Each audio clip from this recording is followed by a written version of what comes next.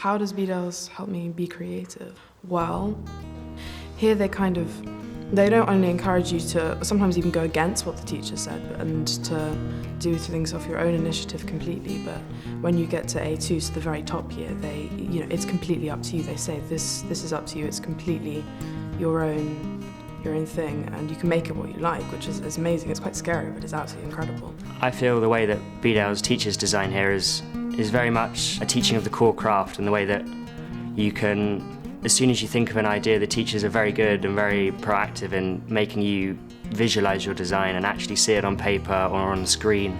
And there's a huge emphasis on not just the creative process of designing, but also on the actual process of making and technique, which is, in my view, one of the most important things to know how to do if you want to design effectively.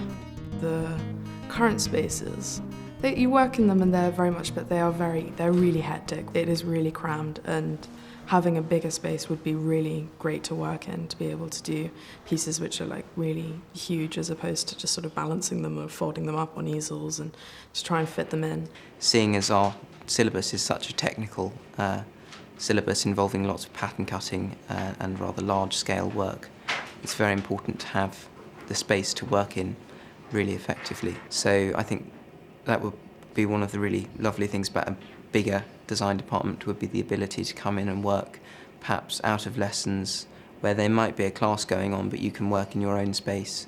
I think it would be brilliant if we could have lots more shared spaces so that the processes of creating could be more sort of interlinked. As a core group of students, we looked at the initial designs from the architect, and we showed them what we really thought was a good move for the building, as opposed to what kind of didn't need to be there. And the teachers as well have had many different inputs, and the designs have really changed from the beginning. The initial designs are now nothing like what the final designs look like. But that's a good thing, and in the sense that now the building has been adapted to what we really need.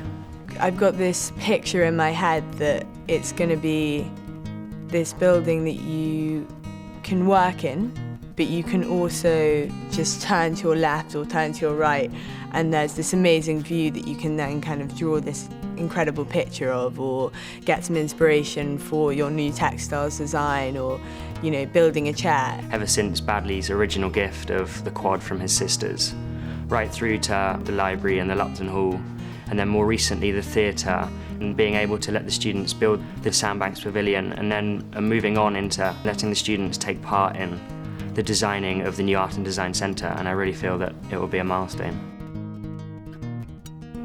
I think it's fabulous that people who go to Bedales then feel that they got enough out of it to then give back to the school. I think that's a very good reflection on the work that we do here, and I think the legacy that goes forward is an incredibly valuable one, that we can still look at the buildings that we have around the campus and remember the people that gave them to us and sort of provided us with those facilities, which is something quite exceptional. The founder, John Badley, once said, "There is an intense delight in seeing your work grow under your hand."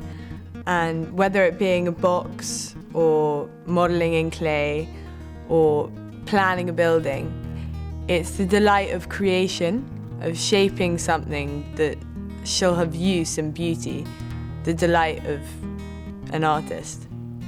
These words still hold true because creativity and arts is such a big part of Bedales, and it's just amazing how that still exists.